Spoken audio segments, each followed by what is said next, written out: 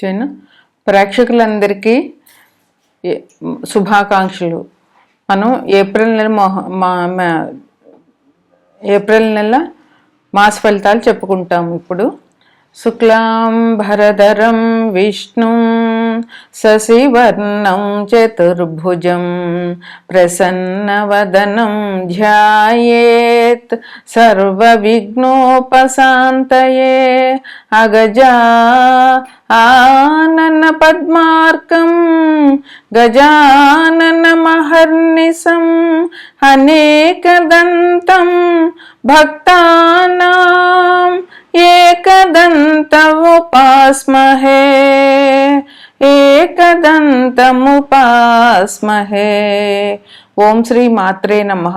ఓం శ్రీ గురుభ్యో నమః. మనం ఏప్రిల్ నెల మాస ఫలితాలు చెప్పుకుంటున్నాము. ఏప్రిల్ మాస ఫలితాలు చెప్పుకునేటప్పుడు ముందుగా 12 రాసులకి ఈ మాసంలో ఎటువంటి గ్రహచార ఫలితాలు ఉంటాయి, అది మంచివా చెడ్డవా అన్నది మనం గోచారం చూసుకుని చెప్పుకుంటాము. అది ముందుగా 12 రాసుల్లో ముఖ్యమైనది. తదుపరి రాశి మకర రాశి. మకర రాశికి అధిపతి శని భగవానుడు. ఆయన ఎక్కడున్నారంటే మకరాన్ని లగ్నంగా చేసుకుంటే కనుక శని భగవానుడు 3వ ఇంట్లో రవితో కలిసి ఉన్నారు. ఇంకా 2వ ఇంట్లో రాహువు బుధుడు కుజుడు ఉన్నారు. 4వ ఇంట్లో శుక్రుడు ఉన్నారు. 6వ ఇంట్లో గురువు ఉన్నారు. 8వ ఇంట్లో కేతు ఉన్నారు. ఇది మకర రాశిని లగ్నంగా చేసుకుంటే గ్రహాల స్థితిగతులు. అదే ఈ గ్రహాలు కూడా మళ్ళీ ఇక్కడ మారుతాయన్నమాట. 15వ తారీఖున ఏప్రిల్ 15వ తారీఖున రవి మీనంలోంచి మేషంలోనికి వెళ్తారు. దాన్ని మేష సంక్రమణం అంటారు. అట్లాగే కుంభంలో ఉన్న బుధుడు ఏప్రిల్ 11వ తారీఖున కుంభంలోంచి మేనంలోనికి వెళ్తారు. ఏప్రిల్ 3వ తారీఖున కుంభంలో ఉన్నటువంటి కుజుడు మేనంలోనికి వెళ్తారు. ఇది కుంభంలో ఉన్నటువంటి కుజుడు మేనంలోనికి వెళ్ళడం వల్ల కొంచెం ఇప్పుడు మనం అందరం యుద్ధ జరుగుతోంది. యుద్ధాన్ని మనం ఫేస్ చేస్తాం. డైరెక్ట్గా కాకపోయినా ఇండైరెక్ట్గా అయినా ఫేస్ చేస్తున్నాం. దీనివల్ల చిన్న చిన్న సమస్యలు మనకు కూడా ఇప్పుడు మొదలైనాయి. గ్యాస్ లేకపోవడము, టైంలో గ్యాస్ డెలివరీ కాకపోవడము, పెట్రోల్ లేకపోవడము, ఇట్లాంటి చిన్న చిన్న సమస్యలు. అట్లాగే మన వాళ్ళు ఎంతమందో ఆ గల్ఫ్ కంట్రీస్లో ఉన్నారు, అక్కడ ఉండిపోయారు. అందువల్ల మనం ఈ రాశి ఈ కుజుడు యుద్ధానికి గొడవలకి అన్నింటికీ ఆయన కారకుడు. ఇప్పుడు ఈ రాశిలోంచి జలతత్వ రాశిలోనికి మారారు కనుక ఇప్పుడు కొంచెం యుద్ధం అంత ఉధృతి తగ్గే అవకాశాలు ఉన్నాయని కొంతమంది జ్యోతిష్ శాస్త్రవేత్తలు చెప్తున్నారు. దానివల్ల మనకి మంచి జరుగుతుందని మనం దేవుణ్ణి ప్రార్థిద్దాము. యుద్ధం ఆగిపోవాలని, అక్కడ ప్రజలందరూ సుఖ సౌఖ్యాలతో ఉండాలని మనం దేవుని ప్రార్థిద్దాము. దేవుణ్ణి మన కోసం మనం ప్రార్థించకుండా పక్క వాళ్ళ కోసమో ఎదుటి మనిషి మంచితనం కోసమో ప్రార్థించడం వల్ల దేవుడు మన కోరికలు తీర్చకపోయినా ఇలాంటి కోరికలు తప్పకుండా తీరుస్తాడు. అందువల్ల వాళ్ళు సుఖంగా ఉంటే మనం కూడా సుఖంగా ఉన్నట్టే. జ్యోతిష్యం ఎప్పుడు అదే చెప్తుంది. మన మనసుని మార్చుకోమని చెప్తుంది గ్రహాలకు అనుకూలంగా.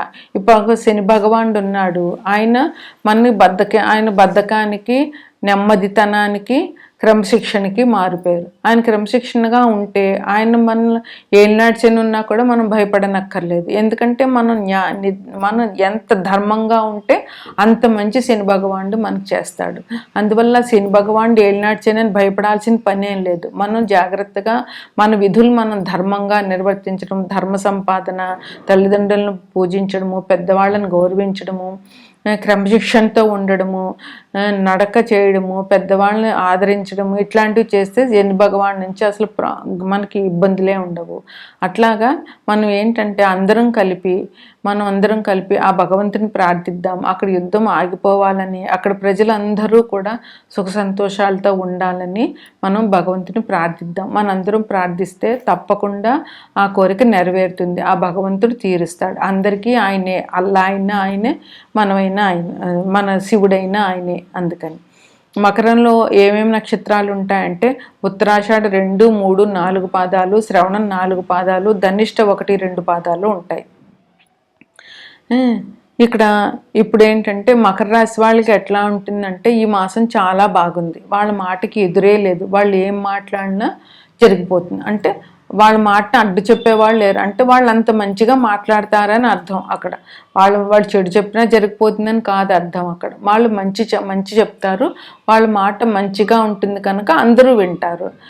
వాళ్ళకి ఎలాంటి కెపాసిటీ అంటే మాటలతోనే పనులు చేయించేస్తారు. మనతో కబుర్లు చెప్తూ ఉంటారు, మనం పని చేసేస్తూ ఉంటాం అన్నమాట వాళ్ళతో ఉంటేనే.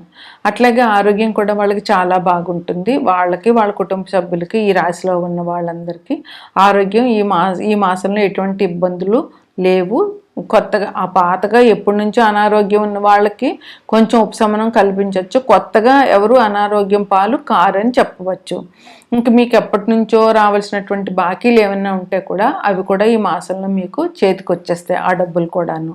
ఎప్పటి నుంచో కోర్టు వ్యవహారాలు కొట్టుకుంటూ ఉన్నట్లయితే ఆ కోర్టు వ్యవహారాలు కూడా ఈ మాసంలో ఒక కొలిక్కి వస్తాయన్నమాట. ఎవరైనా ఇల్లు నిర్మాణం, ఇప్పుడు అసలే ఉత్తరాయణ పుణ్యకాలం, మనం శంకుస్థాపన చేయాలంటే ఈ 6 నెలల్లోనే చేయాలి. జూన్ తర్వాత మళ్ళీ మనకి దక్షిణాయనం వచ్చేస్తుంది. దక్షిణాయనంలో అసలు ఇంటి నిర్మాణం పనులు మొదలు పెట్టకూడదు, అంటే శంకుస్థాపనలు చేయకూడదు. ఇప్పుడు చేసుకుని అప్పుడు ఇల్లు కంటిన్యూ చేసుకోవచ్చు. అందువల్ల ఎవరైతే గృహ నిర్మాణం చేయాలని అనుకుంటున్నారో వాళ్ళు తొందరపడండి. మీకు ఈ అవకాశం బాగుంది. ఈ రాశిలో వాళ్ళు మీరు కట్టుకోవాలని అనుకుంటే కనుక మీరు ఆ దిశగా మీరు అడుగులు వేయండి. ఇంకా మీకు అన్నింట్లో మంచి లాభాలు వస్తాయి. వ్యాపారం చేసే వాళ్ళకి మంచి లాభాలు వస్తాయి. వృత్తి పనులు చేసుకునే వాళ్ళకి మీకు రోజు వచ్చే డబ్బుల కంటే కొంచెం మంచి డబ్బులు వస్తాయి. అలాగే పౌరోహిత్యం చేసే వాళ్ళకి మంచి ఆదాయం వస్తుంది. అన్ని రకాలుగా అన్ని రంగాల వారికి కూడా బాగుందన్నమాట. ఇంకా మీకు ఉన్నది ఏంటంటే విశ్వాసం. ఎవరినైనా ఒక మనిషిని నమ్మినా అంత విశ్వాసంగా ఉంటారు. అట్లాగే మీకు శక్తి సామర్థ్యాలు కూడా బాగా ఉన్నాయి. ఏదైనా చేయగలిగినటువంటి శక్తి సామర్థ్యాలు ఉన్నాయి. మీకు మంచి విశ్వాసం మనుషుల్లో ఉందనుక, అందువల్ల అది చాలా మంచి చేస్తుంది వ్యక్తికి. అలాగే మీకు సంతోషకరమైన జీవితం ఈ మాసంలో దొరుకుతుంది, ఎటువంటి ఇబ్బందులు లేకుండా. ఎందుకంటే ఆదాయం బాగుంది, ఆరోగ్యం బాగుంది, మీరు మాటలతో పని చేయించగలిగే కెపాసిటీ ఉంది, మీకు విశ్వాసం, మనుషుల మీద విశ్వాసం ఉంది, పని చేయగలిగే శక్తి సామర్థ్యాలు ఉన్నాయి. ఇంకప్పుడు సంతోషకరమైన జీవితం కాకుండా ఇంకేముంటుంది? సంతోషకరమైన జీవితం కావాలంటే ఈ లక్షణాలన్నీ మనిషికి ఉండాలి. విద్యార్థులు కూడా కొంచెం ఏకాగ్రతను పెట్టగలుగుతారు.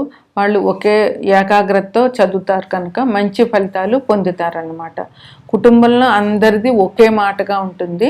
దాన్ని మించి ఇంట గెలిచి రచ్చ గెలవమన్నారు. అందువల్ల ఇంట్లో అందరూ ఒకటే మాట మీద ఉంటే బయట వాళ్ళు మన కుటుంబ సభ్యులను విడగొట్టడానికి ప్రయత్నాలు చేసినా కూడా అది జరగదు. అందువల్ల చాలా బాగుంటుంది. ఇంకా ఏప్రిల్ 2వ తారీఖున ఇది మనకి హనుమత్ జయంతి ఉంది. తెలంగాణలో హనుమత్ జయంతి ఏప్రిల్ 2న చేస్తారు. ఆ రోజు హనుమత్ దర్శనం చేసుకోండి. ఏప్రిల్ 20వ తారీఖున అక్షయ తృతీయ పండుగ ఉంది. ఆ రోజు యాదగిరి నరసింహస్వామికి చందన లేపనం చేస్తారు కనుక అది కూడా చేయండి. ఇంకా అన్ని రాశుల వారు ముఖ్యంగా ఈ సంవత్సరం చేయాల్సిన పని ఏంటంటే కాలభైరవాష్టకాన్ని ప్రతిరోజు చదువుకోండి. అలాగే ప్రతిరోజు సాధ్యమైనంత వరకు హనుమంతుడి ఆలయానికి వెళ్ళండి. ప్రతిరోజు వెళ్ళలేకపోతే కనీసం మంగళ శుక్రవారాలైనా ఆయన దర్శనం చేసుకోండి. ఇది మీకు చాలా మంచిని కలుగజేస్తుంది. ఇది మకర రాశి వారికి శుభాశుభ ఫలితాలు.